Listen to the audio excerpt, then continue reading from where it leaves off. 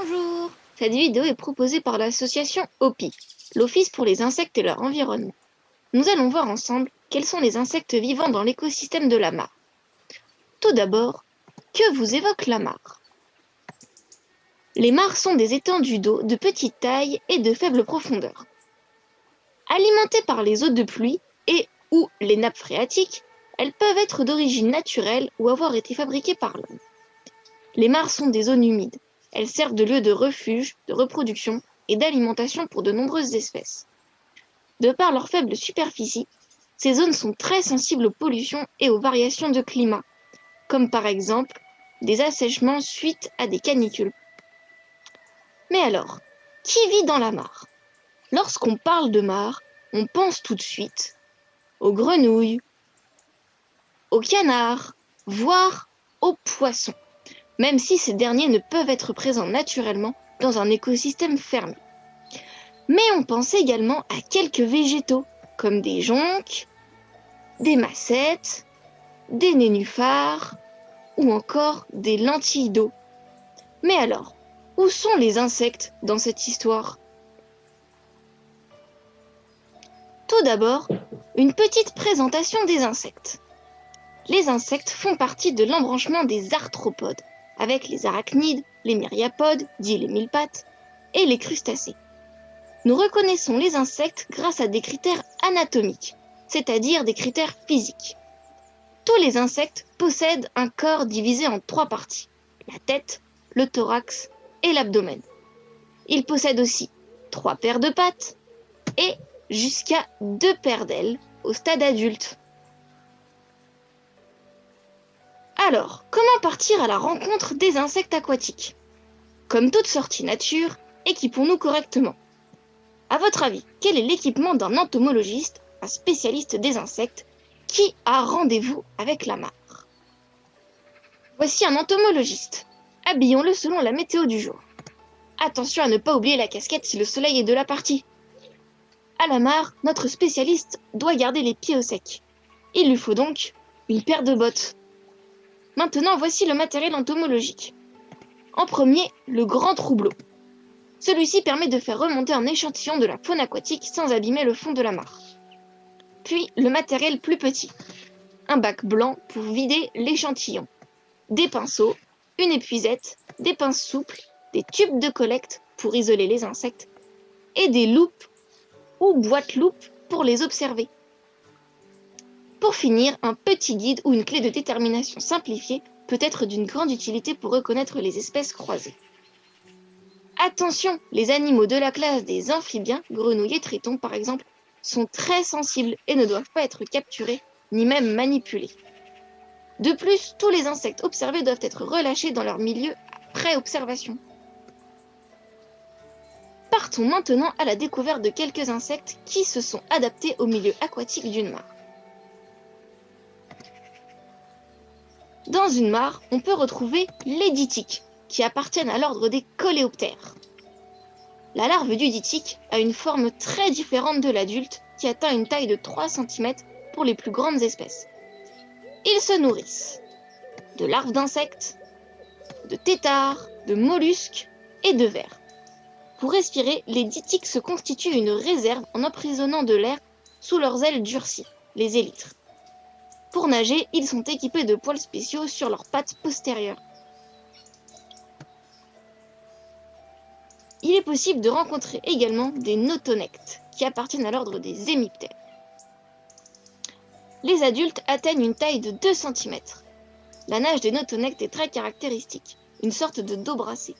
Cette particularité est très utile pour reconnaître ce groupe. Ils se nourrissent de larves d'insectes et de zooplancton. Pour respirer, les notonectes emprisonnent de l'air sous leurs ailes.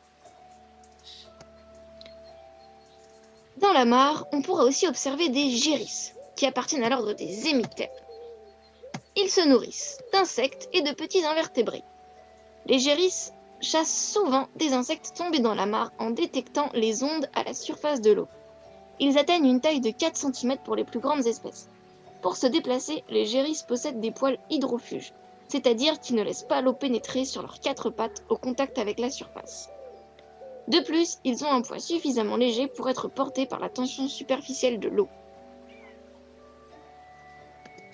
La mare accueille aussi des larves de libellules appartenant à l'ordre des odonates. Elles se nourrissent de larves d'insectes, de mollusques et de vers. Elles atteignent une taille de 4 à 5 cm pour les plus grandes espèces en fin de stade larvaire. Elles vivent dans les profondeurs de la mare. Pour respirer, elles récupèrent l'oxygène dissous dans l'eau grâce à des sortes de branchies. Les larves de libellules se déplacent en marchant dans le fond de l'eau, au milieu de la vase et des plantes aquatiques. Pour échapper à un danger, elles peuvent accélérer en propulsant de l'air.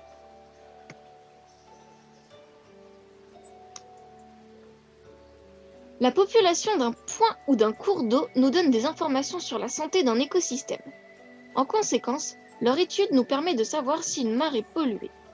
En effet, tous les animaux n'ont pas la même tolérance à une mauvaise qualité de l'eau. En mesurant les populations de chaque espèce, notamment les plus sensibles, on peut savoir quelle est la qualité du milieu. Dans les eaux polluées, on trouve des larves d'éristales, des larves de chironomes, aussi appelées des vers de vase, et des tubifex, des vers annélidés.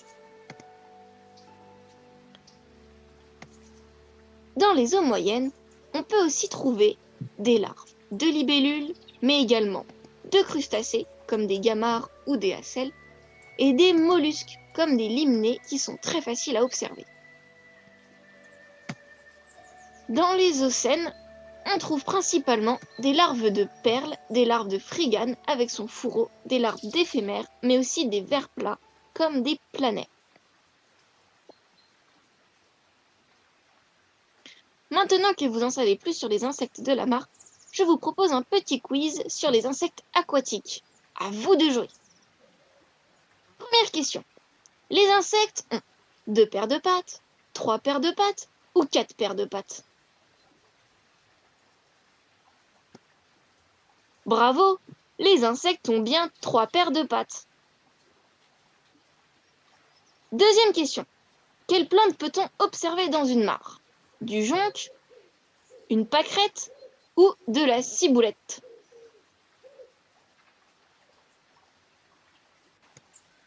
Bien joué! Dans la mare, on retrouve bien du jonc, mais aussi des massettes, des nénuphars ou encore des lentilles d'eau.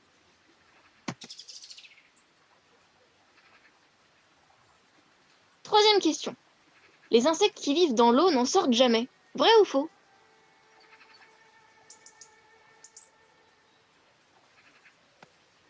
Bravo! En effet, certains insectes aquatiques sortent de l'eau à l'état adulte, comme la libellule ou le moustique. Et dernière question. Les larves de libellules sont des bioindicatrices. Leur présence indique que la qualité de l'eau est polluée, moyenne ou saine.